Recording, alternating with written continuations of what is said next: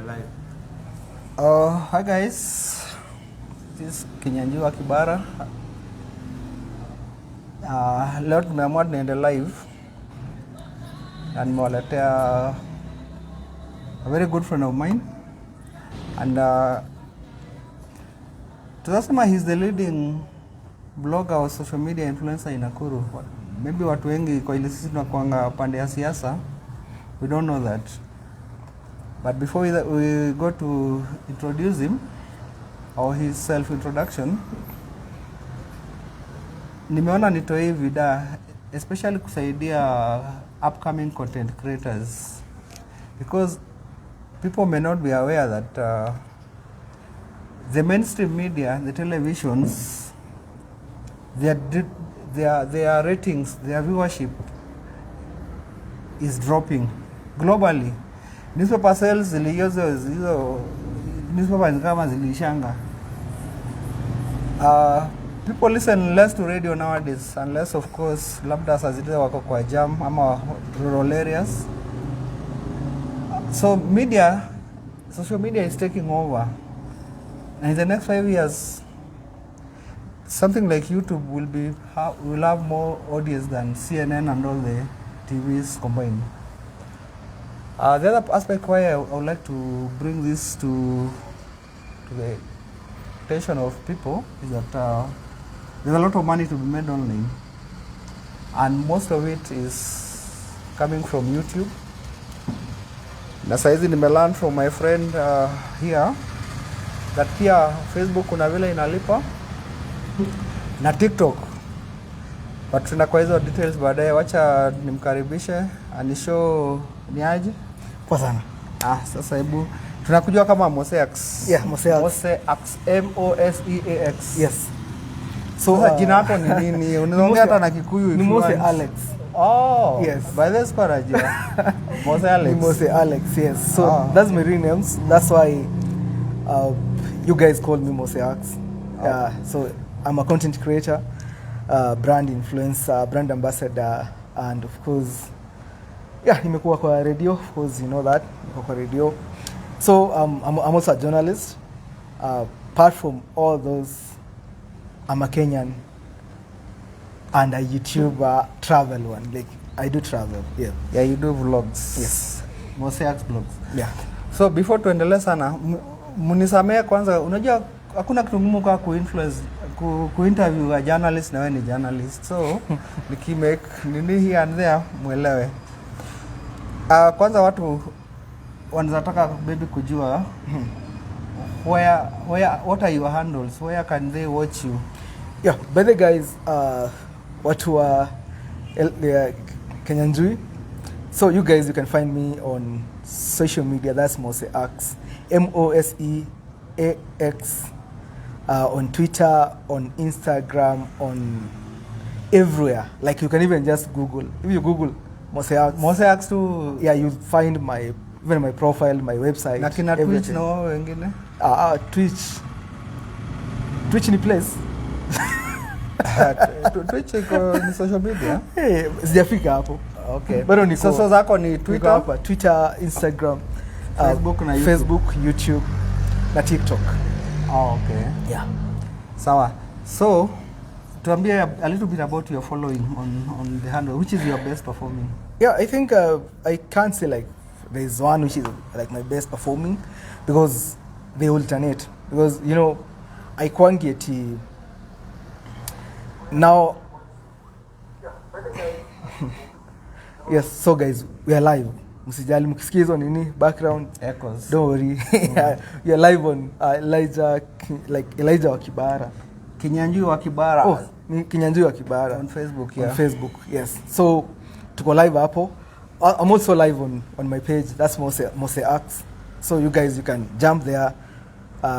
Yeah. So what I was saying is, I can't say kuna place moja my followers are better than another place. All of them ziko sawa because let me say tuanzie Facebook. Facebook have about 140,000, more than 140,000 followers. That's on Facebook. Right. Twitter, I have about 120,000. followers on Twitter.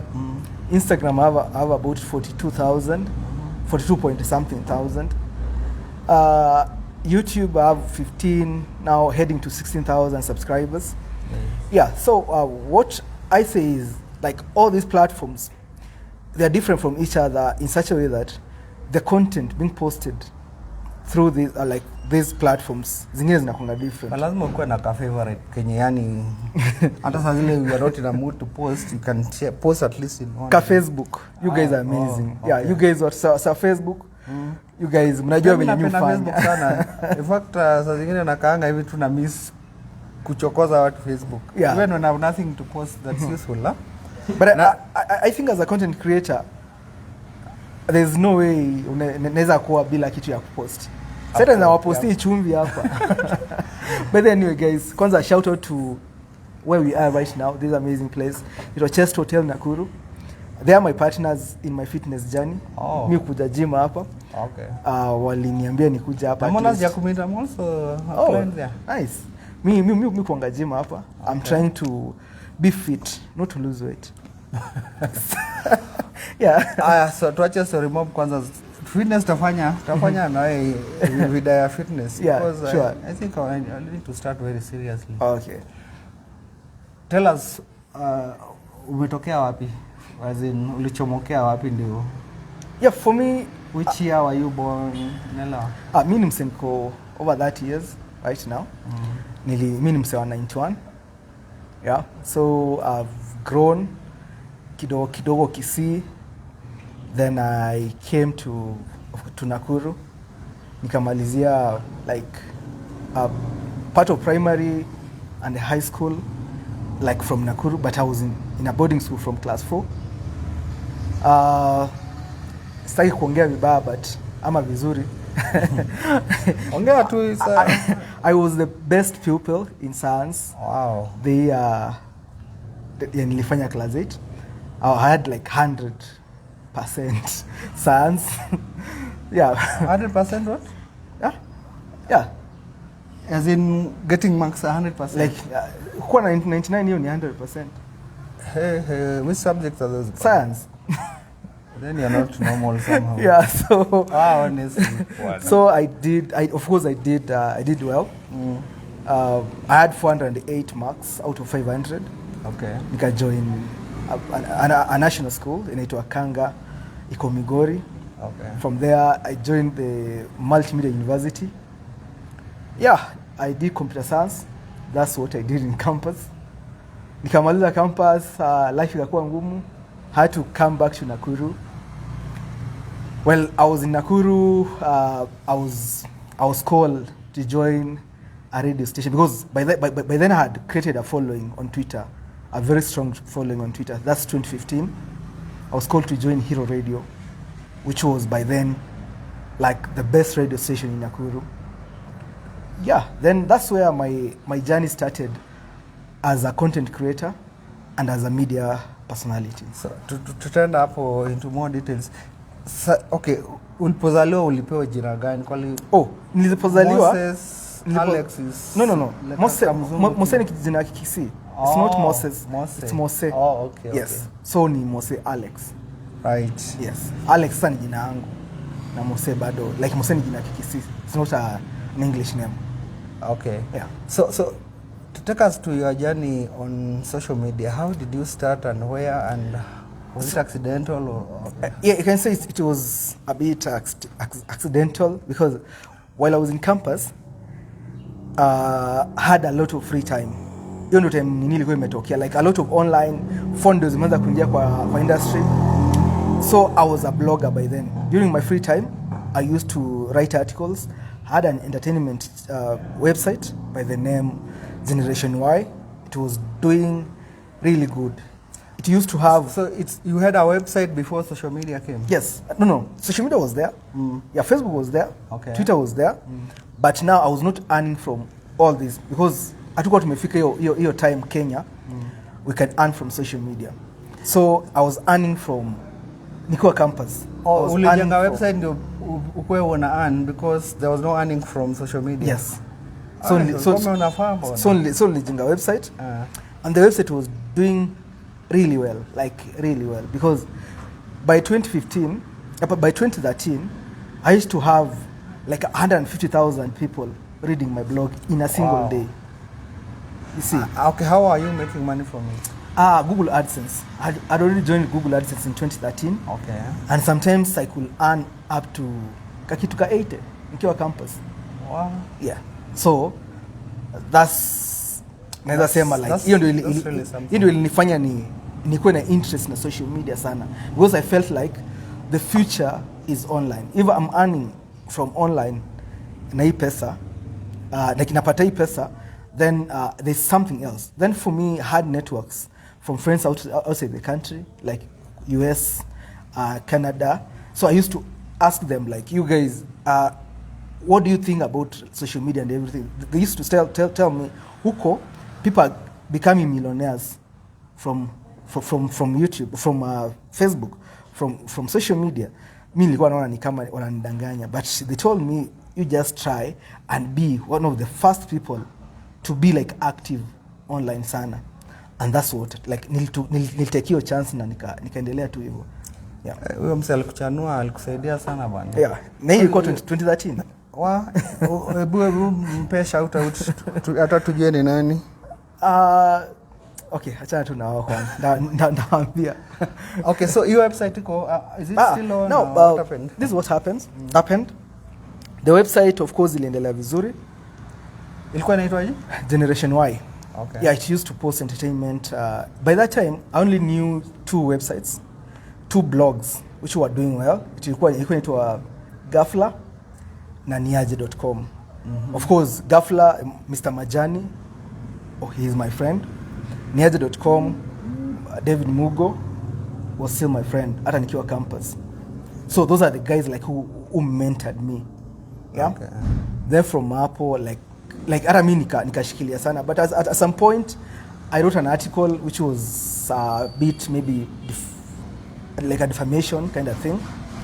It created trouble for you. Yeah, big media personality. Okay. In Kenya. She's a lady. Was it political? It was not political, but it was of course the truth. Ikakuwa shida kidogo, I had to kill the website. Yeah. So I think that was that was not the end. 2015 again I revived another one. Ilikuwa inaitwa thevibe.com. The Vibe ikapanda pia kidogo, but haikunipatia pesa, so nikaachana na hiyo entertainment scene. So I had to rebrand now into what I started back in campus. Nika create another website inajiita moseax.co.ke, which is still alive. Yeah, it's about technology. I love technology. Yeah. So nikaanza kuandika articles on technology. So if you go to moseax.co.ke, you can find a lot of things about technology. Yeah. Is there anything about science, given that is your background? You know, when I was in primary, of course, nilikuwa nataka kuwa doctor. That's why I was eager, like I was so into science. Not knowing like high school I performed very well pia. Lakini siku uzuri ubaya ama uzuri siku join kuwa daktari, because that's what I wanted. But nikaanza kuogopa nikiwa high school kidogo about mashindano manini hizo vitu, so nikaachana na nikaenda technology. Yeah, so science I think imenisaidia, let's say ilinisaidia kujoin computer science. Okay, so let's try to maybe clarify. You grew up wanting to be a doctor. Yeah. Today you are not a doctor. I'm not. Do you have regrets? No, hata kidogo. Like ile hata kidogo. Hata sasa ukinipatia pesa. What kama uliwaste your education yote na hizo ma zote? No, I think ilini build, like ilini nurture to become who I am today. Yeah. Okay. Yeah. So Alex, you are one of the strongest influencers around here. Now, unlike many wa Nakuru, even Nairobi, wewe uko na products umepewa kazi za kuendorse na kupromote. Yeah. Hebu tuambie which was your first one and how did it come? So my first gig was from Heineken. Like Heineken was my first client. Which year was that? 2015. Before or after Hero? After Hero. After I joined Hero Hero. Radio. Yes.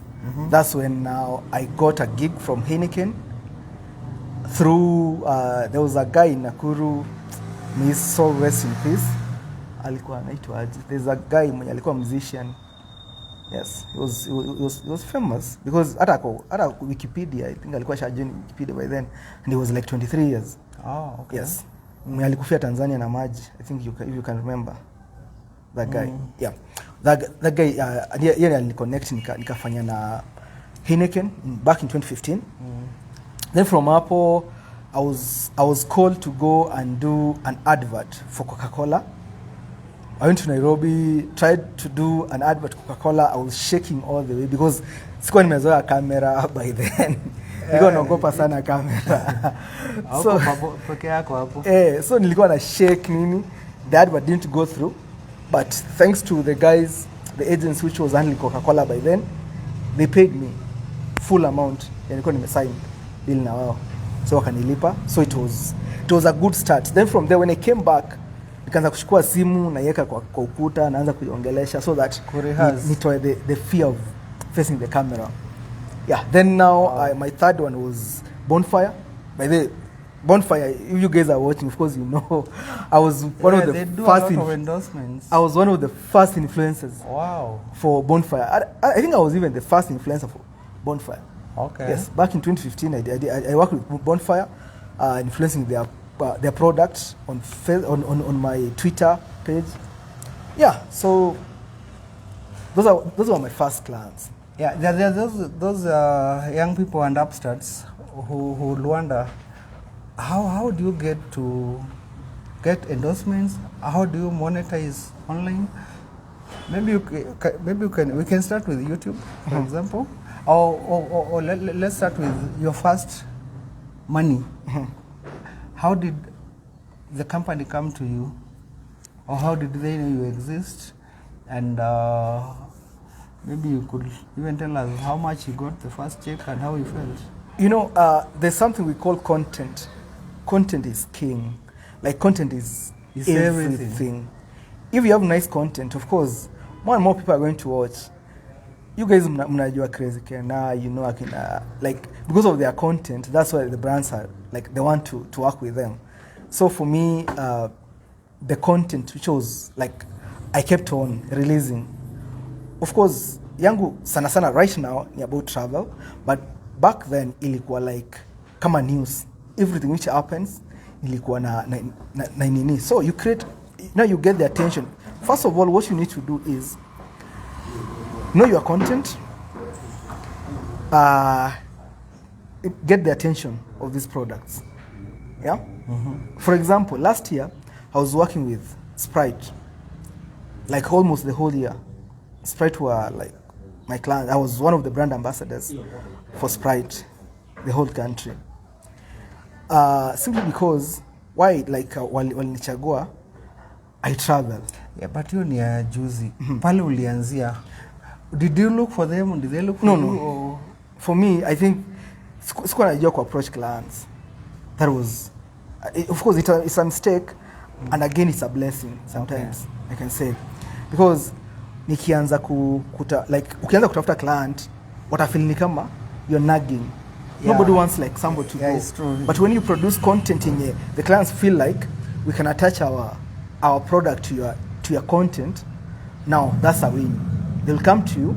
Now you can even now negotiate for a good check. Si kama when you go to them unawaambia like I want to do something with you, wanakuambia right now we don't have hatuna budget. What I've seen is if let's say uende kwa kampuni yoyote kuambia hawana budget, then the next person who appears ni mtu kama Diamond, watamwambia kuna budget, imagine. Of course, depending on the level. So you need to know. But still, sijui kwani swali yangu sijui kama ni hujashika.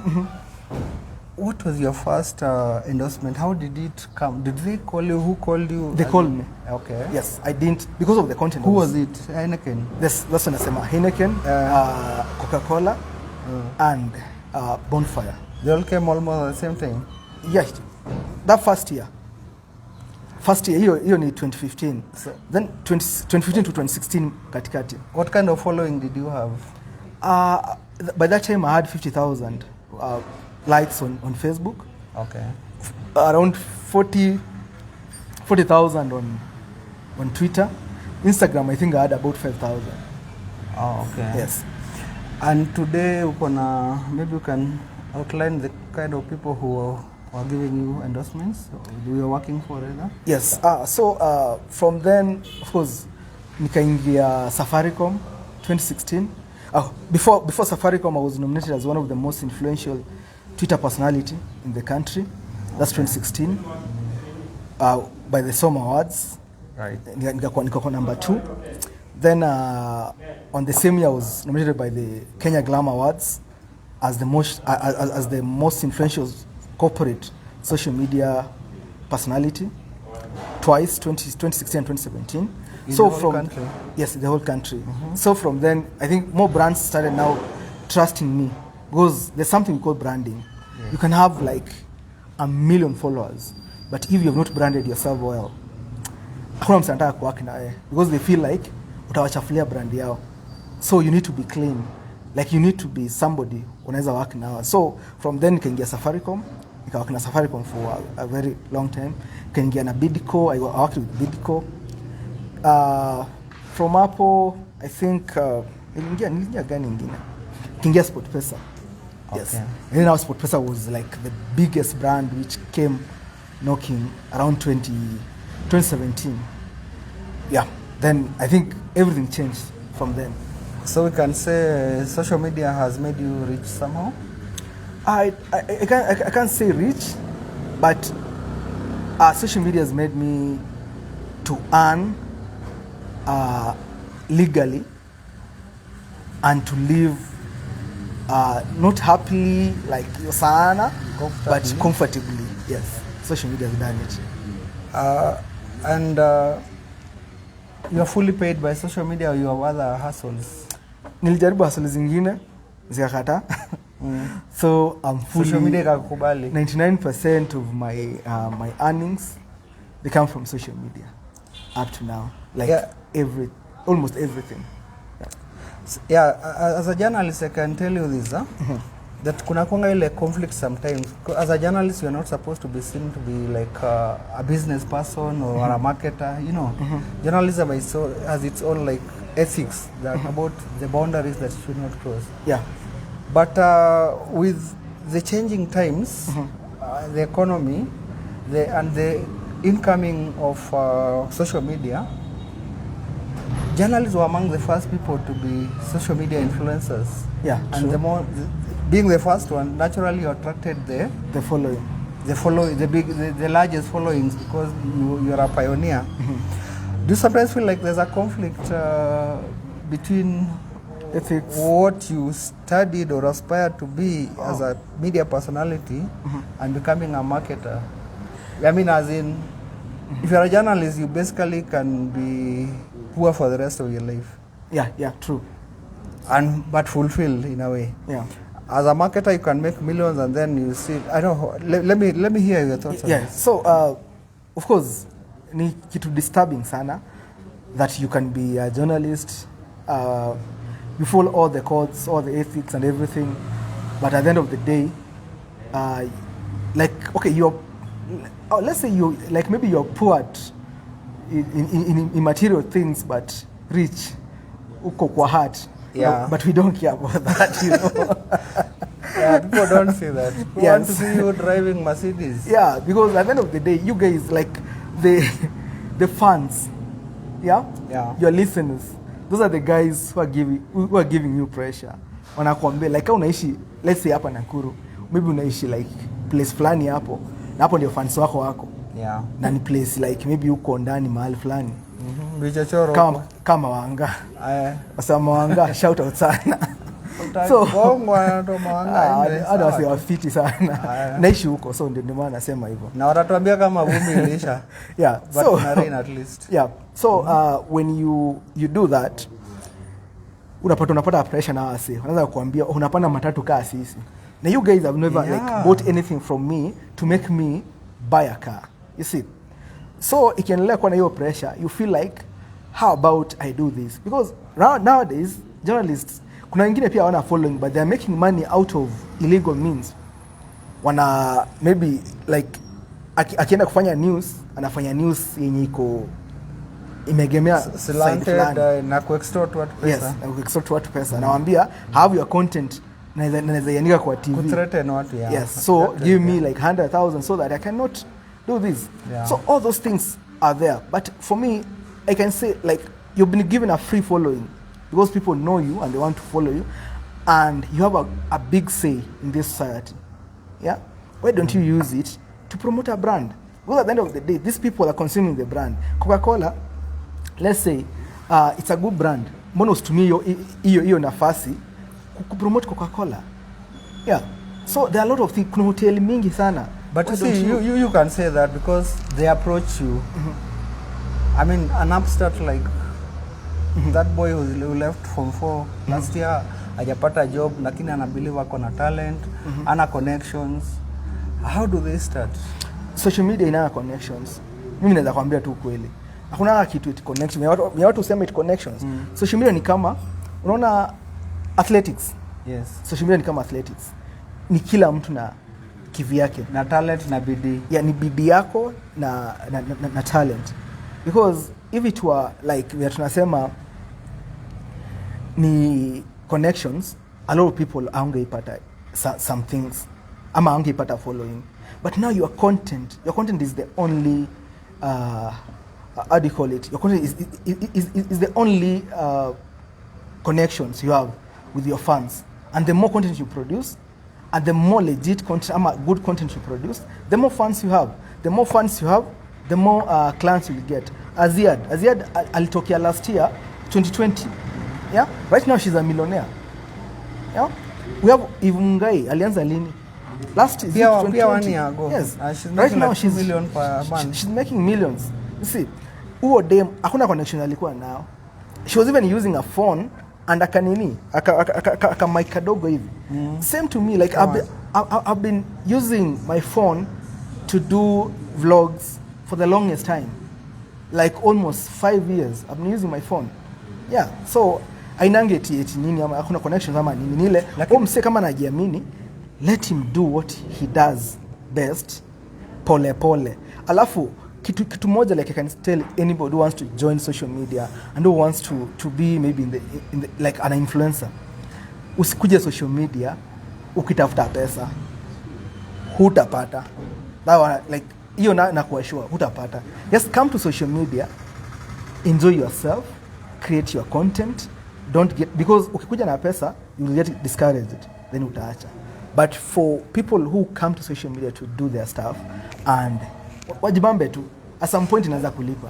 Lakini hiyo advice yako inakaa ironical because wewe ulianza social media on advice that you'll be making money. No, mimi nilianza social media ama ulipatikana kwa njia uka advice. Exactly. Nika-advise nikaambiwa aje it will pay. Oh, you're already on the way in social media? Yes. Okay. By the 2013 I was making money from blogs and I was on social media because I was sharing the content on my social media. By 2015 I was 50,000 followers on Facebook, which nilinyanganywa na Facebook tena juu ya some copyright issues. I had to start from zero again. Yeah, mpaka sasa tena ni grow to 140,000. Uko na 140,000. Yeah. Yeah, ninakuget lakini I think it may not be as easy as it sounds, because unaweza kuwa na bidii and you're working hard. Every day you're posting. And then kwanza YouTube, I think is the most difficult social media to penetrate. Yeah. Although they say it's the best paying. Yeah. Umefanya video, you know, je ile kwa vitu. Usilisema kuna pale una spending 50,000 kwenda kuchukua video. Yeah, there's some videos we produce. Yeah, imagine sasa wewe umeipost After 48 hours, unaona uko na 5 views. 5 views. Yeah. After a week, you have maybe 13 views. And that is very disappointing, actually. Yeah. Yeah, it is. Did you go through such? Let's start from there. Not did I go through. I'm still going through. Okay. Unaweka video pale, even your friends don't want to watch. And you wonder why, as in? That's what I'm saying. Fanya aje. Like, don't go there who expect to view something. Yeah? Just produce your content, share it, alafu work with people who know how to make your YouTube channel to have a good SEO. Of course, your SEO is search engine optimization, so that when you're doing something, like for me, if maybe you go and search Masai Mara today on YouTube, my video will appear on the first page for Masai Mara. If you come and search Lake Nakuru, you'll find my video on the first page. You see? So make sure, like, whatever you're doing, if someone today searches maybe Governor Lee, ama like mtu search any celebrity, maybe mtu kama maybe Samido, and you have ever done an interview with Samido. Yeah? Do you think your interview will appear in the first page? If it won't appear, then you guys like, hujafanya kitu. Like, you need to, it doesn't mean no matter the number of views you're having, but how well is the SEO, the keywords you've used, like you've used to describe the maybe Samido or the tags and everything. Yeah, you need to get them right. Yeah, it's quite interesting that in one way you are saying you don't need connections to make it on social media. Yeah, you don't need. But in the same breath, these networks of already successful social media influencers, they really build people. Like now, when you're tunaongea hivi, my followers are likely to start following you. Yeah. And your followers are like to follow me. And of course, if you get now bigger names like even Mongai Eve or Ozzy Pluto and others, your video is likely to get more. Your YouTube account is likely to get more subscription. Yeah. And using a contradiction hapo ama ni mimi sikuelewa. The thing is, okay, you see, there's something we call the power of course, networks. Yeah, it's not connections. Yeah, they say networks. Your network is your network. Exactly. So if you have like those people, they are your friends, then it's easy for you. But again, that doesn't stop you from starting from somewhere. Yeah. If Mungai maybe akianza, ako anajua like maybe in a year's time, ata interview like the celebrities of the who's and who's. She says she has no when akizaliwa alikuwa anaona kwa nini kwa TV. You see? So iko hivyo, lazima uanze from somewhere. You interview your friends. Kuna a lot of people with us. Lini Ngugi, she is interviewing people who don't have any influence. Yeah, but they are bringing in a good content, like content inafanya most people to go and watch. So the only thing you need to do is content. As long as the content is good, yeah, you're good. Yeah, I think I agree with you. And generally they say to make it on social media, you have to create a niche. They call it a niche. Yeah. You have to specialize in something that people of a certain interest are the ones you'll be engaging with. Maybe you can do like cookery blogs. Somebody can do books. Others like us, we live politics 24/7. Yeah. So hiyo pia iko na nini zake, the advantages and of course some disadvantages. But again, you need to have a niche yenye unajulikana nayo. So niche yako is it traveling, what they call vlogs ama? Mine is traveling and technology. Traveling cars. Hata nimeandika. If you go to my Twitter, you'll get like I love cars, travel, technology.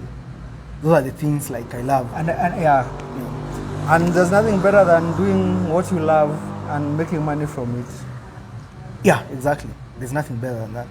Yeah. If I can go to Mombasa and I get like a fully paid trip all the way to Mombasa and back, I think I'm I'm okay with my friend. If I go to like maybe nimeenda Masai Mara and back without maybe spending even a shilling, yeah, I think niko fiti. So as long as like you love it, uta enjoy. But yeah, sometimes inaweza kuwa ngumu. Yeah, but starting is hard. Let's say if you choose a niche kama ya kupika, kuna a lot of things to cook. But now most people upotea na hii njia because they have seen somebody else who is doing well in the cooking, and they're using shows, like they're using all this, okay, using is anini this zote, they're using all the categories like you can ever find, yeah. So hata wewe ukianza unataka kutumia hizo zote, you want to go and buy all of them, say ina cost a lot of money, alafu maybe haitakuletea what you wanted. So just start from ile bedsitter yako. Cooking ni moto, like ni sufuria na moto, hizo ndio like na mwiko, like those are the things zinahitajika. Kani ku travel, you don't need to go to Masai Mara as your first video. We have a lot of places, we have a lot of eateries in town, we have a lot of places in unaweza hata kwa miguu tu just around town. Yeah. So unaambia watu don't copycat, do what you can afford and what you love. What you love kwanza sana. Yeah. But I think a few days ago I was talking to a friend of mine about somebody, I think he's from the UK, and it was the detail geek. Yeah? The detail geek himself kuosha magari. Kuosha magari. Like hii kazi nye most people hapa we don't like. Kuosha magari unaona ni kama you are a failure when you're washing cars. Yeah. This guy is a millionaire and he's washing cars. Wow. Every car he washes, akona msao kumrekoda hapo, he cleans the car into details. And he has endorsements of almost all products za magari. Na pia car companies like akina Toyota, akina BMW, they having like an in with him. And namsao kuosha magari. Yeah, but then people I think in America people are doing crazy things. Yeah. And they get a lot of following. Mimi kuna vlog moja alikuwa na watch juzi. Jamaa tu amebuy equipment za ku clear bushes na kukata nyasi. So kazi yake inakuanga anaenda anatafuta tuseme residence ya mtu fulani. Inakuanga neglected. Imejaa weeds zimefika huku.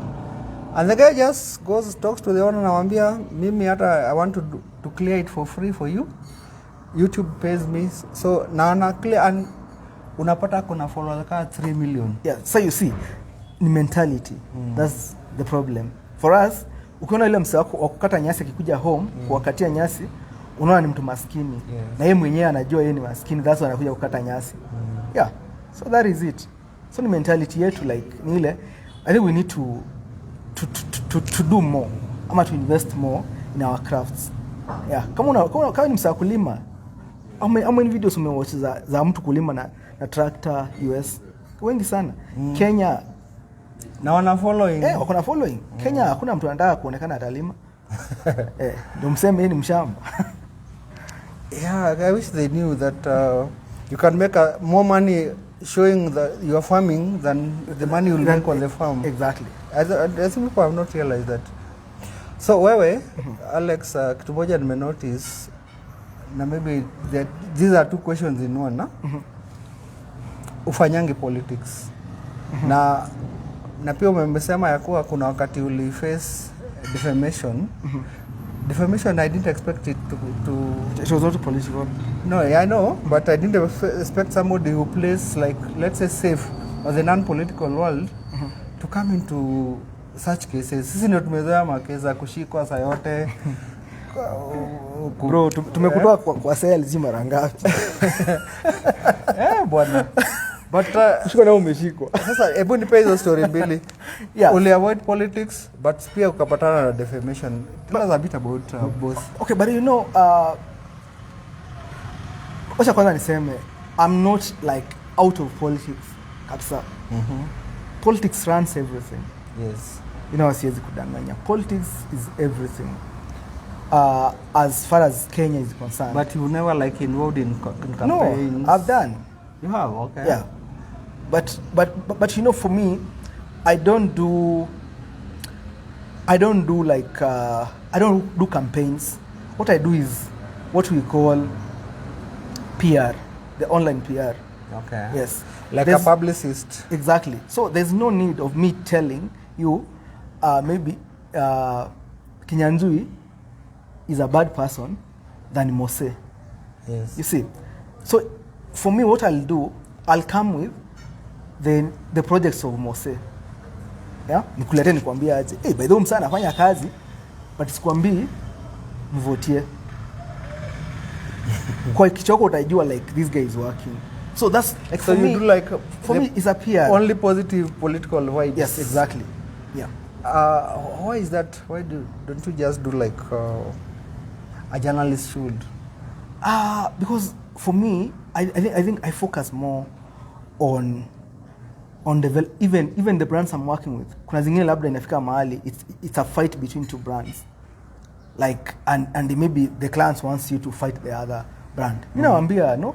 Well, at the end of the day, inaweza fika wakati nikuwe sued peke yangu. Ama si hivyo, nikuwe sued peke yangu. If I get sued, you guys will bolt out. I mean, stuck here. Mimi, what I normally focus on is the good side of a product, the good side of a personality. Yeah. Kama mtu amefanya kazi na ni kweli amefanya kazi, zenye hajafanya, me I don't focus on zenye hajafanya. So that's why politics, mimi niko kwa side ya politics, but I don't do it as a niche. As a niche. I do travel as a niche, but when I travel, let's say nimeenda place kama Baringo. Of course, itafika huko, I'll say like these guys, the Baringo County has done this and this and this and this. Like, just look how amazing this place is. So wewe unajituma ama au politician wanakutafuta? Wanatafuta. Oh, okay. Yes, siendi kuuliza. Hujawahi tafuta politician? Sijawahi hata siku moja. Okay, tupe your story ya defamation. Which year and what was... Defamation was in 2013. I wrote an article about a certain media personality. She's a big shot in the country. Then, which was true. Which was true. Then akapeleka case kotini. I was in campus. Oh, you had not started like videos. It was just a write-up. No, it was just a write-up. Yeah, because I had every evidence. But now, you know, akienda tu kwa nini aseme pull down. Ukiambiwa na lawyer pull down that article ama tukupeleke mbele, you need to just pull it down. So kesi haikuenda kotini? Kesi haikuenda kotini, but she wanted to take it to the courts. Okay. Alafu mimi hata sikuwa na pesa kufaitia kotini. So I had to pull it down, make it kidogo. A lot of other things happened. Then of course kuna nataka kujulikana ni nini, so I had to pull the whole thing down. Okay, I think maybe we're wired differently when it comes to those. Call me, I like every year I must get 2 or 3 threats of defamation, and some people have actually gone to court. But the funny thing is that none of the cases have ever taken off. Hello? And like you're saying, you said the truth. Yeah. So these people, they basically, most of them, they just use their influence and they threaten you that you pull down the post. Yeah. And me, the last thing I will want to do, and I do, is to pull down a post. It takes a lot of persuasion too. But I think with time, I'm getting bolder at it because I have some legal backup. Kuna group kama Kina Media Council, Article 19, Amnesty International. The moment you get into trouble as a journalist, they'll always be there to support you. So that's a very strong pillar in media. So we should appreciate such organizations. So okay, let me just not go about myself. How was the experience? Did you feel like threatened? What did you feel? Yeah. When you've done the right thing, yeah, and then somebody wants to crucify you for it. Of course, you have to feel threatened first of all. Alafu by then, you know, And it's a media personality. yeah, but yeah, she's a media personality. Yeah, by then, you know, niko campus, kwanza nishaogopa. Kwanza, you know, first of all, I think we need to learn some things. Nimekuja kulearn hizo vitu nikiwa hapa nje. That nini ya lawyer is not ujashikwa. Oh, yeah, that time ulikuwa uliogopa. Nishaona kama mimi niko industry area. Na ni email tu nimeona. Maybe hata email ilikuwa ya lawyer, ilikuwa maybe ya mtu amejundia tu email yake. Akatuma. Hapo uko peke yako. Yeah. Most people wakiona demand letters from lawyers. Yeah. Wao wana panic. Yeah. So that's where I was by then. Yeah. But nowadays I think I can react differently. Yeah, because najua like siwezi shikwa tu, like hata siwezi enda kufungiwa kwa nini juu ya hiyo. There's some cases maybe mtaenda tu kotini tu na utoke kotini. Uwezi enda kufungwa huko ndani. Maybe ni fine tu tapiko. So some cases so imefika mahali like I'm bold now. Yeah. Yeah, they even take years to even kick off. Yeah. I'm here to see any case that I know of defamation that has taken. Isipokuwa ile inaendelea US inaitwa ya huyo msana inaitwa nani? Iko yenye inaendelea na The US. Yeah, they don't really go for normally then because the laws for individual rights and access to information and opinions, they're very strong. Yeah. Compared to these rights of especially leaders who talk about their privacy. Anyway, looking back at where you are today, from pre and post campus days, is there anything that you feel like you'll have done different? Yeah, a lot. First, something we call, let's say, money management. Yes. Because sometimes like you could get a check of maybe kafa name mahali. Alafu juu kitu yote ya kufanyia Unakula happy. Unakula. Yeah, but you are young. So like those are allowed. Those are some of the things I could have done better. Then of course branding wise, I could have done it earlier. Right now I could be like a very different kind of person. And then creation of content. I think ingekuwa poa sana. Like I could have created more and more content. I could have invested more on what I'm doing right now. Right now, like I'm investing in what I'm doing, but I could have invested more because I know upate 20,000 from maybe this video, and then you don't invest even a shilling back to it. Yeah. So that's what now nilianza ku realize like if this is what is paying me, hii ni kama duka yangu, niko na stock, nimekula hii stock, imenipatia profit fulani. Instead of getting the profit back to making sure I have more content, mi nakula tu yote anaka. So I think I could have done more. Yeah.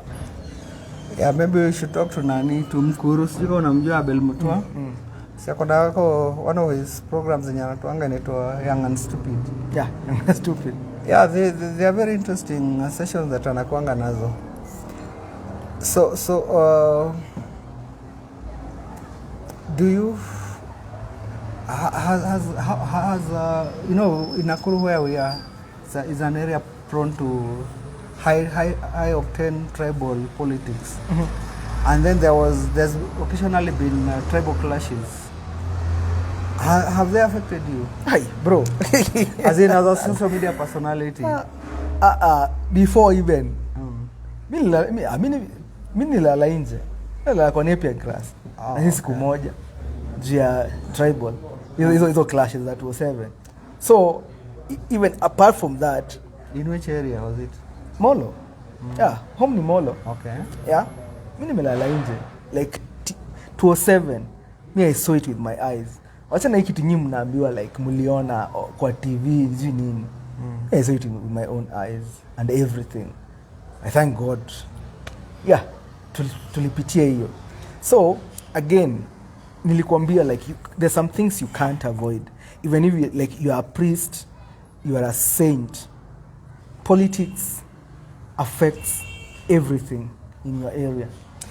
Na hiyo experience ulienda through ya kulala kwa mefefe huko. Did it change the way you do content online? Yeah, it did, because but somehow for the better. Okay. Yeah, because you know by then ilikuwa kuna kitu wanaita hate speech, but I don't know kama ni hate speech. Yeah, when you talking about, okay, let me just ask, kama mimi ni Mkamba, I talk bad about Kambas, I mean. Yes. Am I doing hate speech? Well, it depends on maybe the words you use. Ni sawa, mimi ni Mkamba na naongea vibaya about Wakamba. Yeah, it depends on what you're saying about the Kambas. But sometimes I see, if you say like they are killers, maybe that will be extreme. But if you say Wakambas wanapenda sex, I mean, kila mtu anajua hiyo. Si kila mtu anajua. Now, you know hii kitu wanaita hate speech. According to me, hapo ni shida inatokeanga, like you don't really know kama is it right for me to say this. But anyway, hiyo experience yangu tuache hiyo experience yangu ya 2007, it made me of course see life in a very different kind of way. It made me see tribes in a very different kind of way. Yeah. And it made me, whenever I'm doing my content, kaniko maybe kwa Wakale, kwa Wakikuyu, I try to, ukizangalia nini page yangu ya Facebook, you will see kani kwa Wakale natumia jina kama Chamge nini, kuna nikiwa Kisii, I try to write maybe greetings in Kisii, like nikaanza kufeel kama tribes are good, but again zinaweza kuwa kitu mbaya. But for me now, what I'm doing right now is nikienda kwa Waluya, I'll do something yenye iko na Uluya ndani yake to create my content. A few weeks ago I was in Migori. Ukiangalia nini yangu, I did something in a like hiyo Ujaluo. See, last week I was in Kericho. I did something na nini ya Kericho. Yeah? So mi ufanye hivyo. There's a time I was in Kisii. I did something na nini ya Kisii. Or about their culture. Yeah, their culture, exactly. The positive vibes on. Yeah. Oh, that is nice. Yeah, because we should actually promote the good sides of our diverse tribes. Yeah. Now, let's go to, as we wind up maybe, yeah? Yeah. Umesema kuhusu nini, that you are now wiser than you were before. Yeah. And nimesikia ukiongea kuhusu the difference between you and your company na ni kampuni yako. Kwanza tuambie nini hiyo level iko supu hapo kwa kifua yako? Val is a cloth line. Initials nasimamia what? Just value Africa. Oh, okay. Yes, it's value Africa. Like you have to value Africa. Whenever you go, like, you know, Africans, we have our problems and there are our opportunities. So I feel like everywhere I go, I have to identify myself. I'm an African, I'm a Kenyan, and of course, mimi, by the siku hizi siogopi, hata mtu akinipigia uko kwa street simu, na aniongelesha Kisii, I will talk in that Kisii. There's a story, back in primary, when I was in primary, my mom used to come to, like, visiting day. I'm in class 4, anakuja visiting day, alafu unajua nilisoma shule yenye iko juu sana, because I had some guys from watoto wa MP, wengine ni watoto wa ministers. So, ani watu wamezoea kuongea Kiswahili ama Kizungu kwao. Sisi kwetu hata kuingia shule nilikuwa bado na ngoa, like, you see. So nimetoka like a very humble background. Then mamangu akitaka kuniongelesha nikakaa Kisii na feel so ashamed. I feel so ashamed because na feel kama watu wataniona mimi ni mshamba. But right now I feel like si ushamba. Like it's just knowing your tribe, knowing your heroes in that tribe, knowing everything about you as a person, you as an African. It's something very big and very like you need to be very proud of that. And that's why Value Africa is just value Africa. Yeah. Jana umeona juzi, there's this thing inaitwa monkeypox. Hiyo ugonjwa imetokea. There's a new disease imetokea, inaitwa monkeypox. That thing, they're using African pictures. But imepatikana maybe North America, but they're using of course African. Always the fall guys. Yes. So those are the things for me. I feel like nikama Value Africa, I feel like I'm telling people like just value us. It's not something big, like si kitu kubwa tunaulizia, like just jua sisi pia ni watu kama nyinyi. Yeah. Let's just tuishi tu. Yeah, and I think in a way I'm getting what you're saying, because me, I was born and brought up in Nakuru town now, city. And all along the stages of growing up, our neighbors were Luyas, Luos, Kalenjin. The schooling the same, Kambas, Merus, high school, Waindi, Wazungu. And that story of me being a Kikuyu, actually I didn't even want to identify myself as a Kikuyu. I didn't like it. But then now clashes came. And then I said, oh, now kumbe I can be a victim because I am who I am. And then now I decided now I must even learn how to speak, write, talk, and promote Kikuyu. Exactly. So, but it's in a positive way. Where I didn't become a warrior now to start at the fighting people. Yeah. But I think those are some of the side effects of negative ethnicity, as they call it. Yeah. Now, you as a turudi tu kwa because wewe ni hii story yako. As a journalist, have you ever a blogger or a vlogger, have you ever gone out of your way to say talk to company X wakupe kazi? Out of my way to say to look for market yourself directly to a company. Sema ukuje Chester waambie mimi have this idea. Okay. This what I do. It's a trick. I don't go to a company to do their like to ask for their like evil directly. Okay. I'll do something to promote their brand. Right. And I'll make sure wame feel ama wameiona. Like maybe if I want to go to Alps hotel. Yes, the hotel. Yes. What I'll do, I'll go there using my own money, sleep there, do something small but very nice. Yeah. Post it online, tag them, and make sure I've told all my friends to share. Like make it a big thing. A big fuss out of it. Yes. Then they will even think you are being paid for it. Then they will feel like, oh, who did this? Can we call him for a meeting? Yes. If it's a serious company, they'll have to call you kuambia, hey, niaje, can we do this with you? So what is your success ratio in that? What percentage? I can say 90%. Oh, okay. Yeah, it works. Yeah, it works. I've done like 90 ama even close to 100%. Yeah, alafu mimi usikia vibaya sana watu wakisema ati there are no jobs. Hebu talk to these people bwana. Kazi haiko.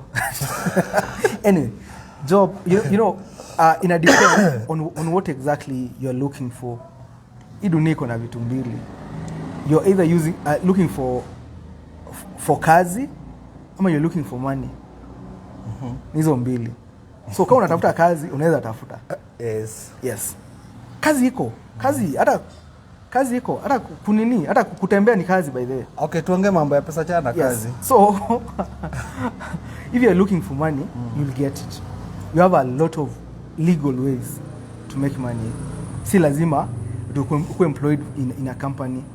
By the way, I think apart from 2014 was the last time I wrote a CV. Na hata ni kama haikufika mali ilikuwa intended kufika. Sijawahi frustrating sana applying looking for jobs. Sijawahi andika CV tena. Yeah. Hata my certificate high school bado iko shule. My cert high school. So niliachana like kabisa na kutafuta kazi. So I had to make ways like look for ways to make money. Yeah, but let's say a company like Safaricom wakikuita leo kwambie tunakupea kazi ya communication, you'll start with $1 million. Would you take it? What's I kwambie? Like there's some companies which have done that. I've gotten like even like emails wananiambia baka call, baka meetings. Like we can do this. You can be the head of our social media team and we're going to pay you maybe kitu kama 150, 200. But you know 150, 200 these guys maybe cannot even sustain for the next 2 years. After I could drop. Do you know utakuwa umekill your career forever. So for me nasema it's better if I want to work with a company, it's better I go for like I'm doing how do you call it, a consultancy kind of thing. Yeah, let me work from my side. Like you guys, you don't want to be employed anymore. I don't want to be employed. You don't want to do 8 to 5. I'm lazy. No, you're comfortable now. Not lazy actually, because you can do everything at your own pace. I'm lazy, so that's why siwezi amka asubuhi kwenda kurudi itanisumbua sana. So it's better nifanye tu with my own pace. Nifanye na hata 1, 2, 3 clients.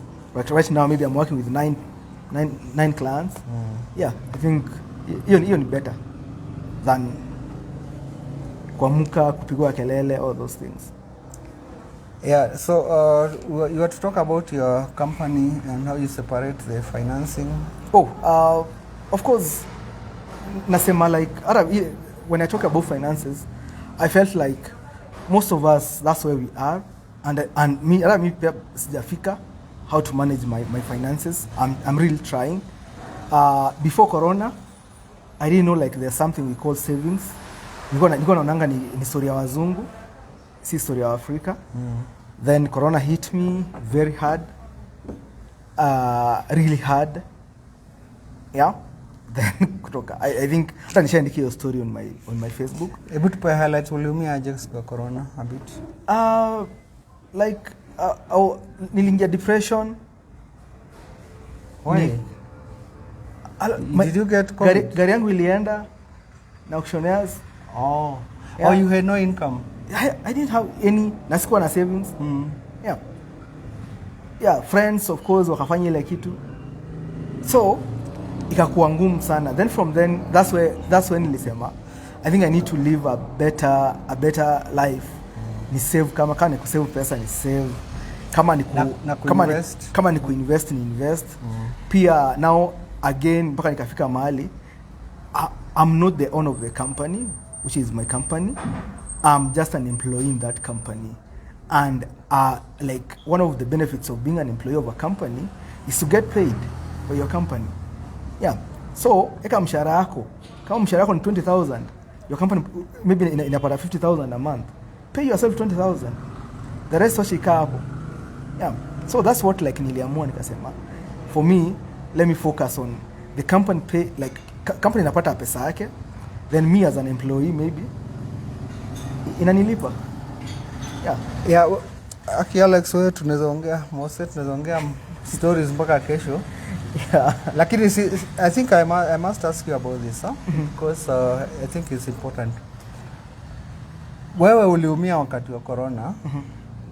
But kwa bloggers wengi, that is when now they started making money. In fact, a new generation of bloggers came up because of the Corona. Yes. Because everybody was online. So kina Mongai and others, they walianza kupata following because they were posting things during that time. Yeah. And this is the generation that is taking over right now. Yes, social media, yeah. And they'll be dominating for the next 50 years or so. Aren't you finding that a bit... Yeah, okay. Did Corona affect you positively? Because you've seen the negative side. Yeah, positively. It did. I think I can say like Corona was the best thing ever to happen. Okay. Because that's when I started now even like kujipanga vizuri, like kujua you need content, all those things. Kumbe this thing can work. That's when more and more companies decided to believe there's power online. Yeah? Yes. Kuna like that's when hata internet ilianza kutumika vizuri, like everything ili go online. Yeah. And that's when nasema corona will affect again positively. But umesema like there's some people who made money during the corona season. A lot, yeah. Yeah. Kwanza YouTubers, including the COVID millionaires. Yes. Kwanza like YouTubers walitokea wengi and they're doing very well. Walitokea wengi. Also nikwambie another thing you need to understand. Seeing somebody online doesn't mean like they're making money. Those are two different things. Yeah. During corona, if you go check my YouTube channel, I did a lot of videos during that 2020. I did Mombasa, I did like Kipia, I did Nyandarua, I did you were traveling a lot. Yes, I was traveling. Yes, yet I was in all those problems. So being online ni sawa, but now making money is another different thing. Yeah. So I was not making money during the corona period. Mpaka maybe mwisho ndio nilianza kutengeneza pesa. Yeah. Okay. Maybe as one. Tumefika dakika ngapi by the way? Over 1 hour. Tupisha 1 hour? Yeah. So let's wind up Alex Moseax, but wacha tujue stories zako a bit personal. Uko na mtu na watoto, or what is your marital status kind of? Kuna mtu. Okay. Yeah. Watoto lama ile ya kando ile. Ama to become coming soon. Yeah. Okay, so story ya watoi bado. Yeah, bado. Okay. So when you're not blogging or vlogging for money, what do you do? Like now your real personal hobbies. Traveling. Hakuna ingine? Traveling and watching movies. Of course. Yeah. Nivo, watching movies, traveling, na maybe shamba kidogo. Okay. Yeah. For a little family. Yeah. Okay, so if you look back at your life, is there someone you can just say, who you apart from God, who will change life and you will always be grateful to? Yeah. I think, apart from my dad. God, anyone else? Yeah, dad. My parents, I think, yeah, how many, like, they are everything. Yeah, they are everything. Hao ni karibu tu na Mungu hivi. Yes, they have done everything for me. Yeah. Na ulijitoaje kwa hiyo saga ya corona? What happened? Saga ya corona, of course, family came through. Okay. I have a very supportive family. Yeah, very supportive. Sasa so ongea na mafans wako na wangu. As we wind up, wape message wale wanataka wana start, wale wanataka come into the field, or just anyone that you feel like needs your advice. Okay. So guys, my name is Alex Mose, but you guys call me Moseax on my social media. Of course, Maze, online is a very good space. It's a very good place to make money. And also it's a very good place to express yourself because unaweza jajiwa pia, so ujue utaji express. But at the end of the day, if you have a dream of maybe making money online, it's very simple. Just stick to it. Anything can pay. Anything online ni content. Hata kama kucheka, Elsa Majimbo, uliona what happened. Right now she's one of the biggest celebrities, African celebrities, from kucheka tu na kula clips, so crisps. Yeah. Elsa Majimbo. Oh yeah. Yeah. So and he does basically just ordinary things. Yeah, exactly. So kitu, everything you do is content.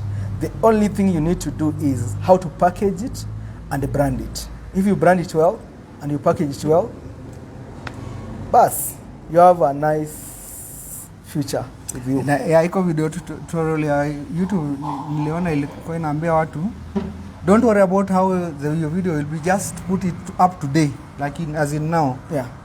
And I thought that was a good motivator. It also helped me to start because I was always worried about what wataona nini. So I mean, I just started, and I hope we'll go places with you guys, of course. And thank you so much, Alex. Asante sana.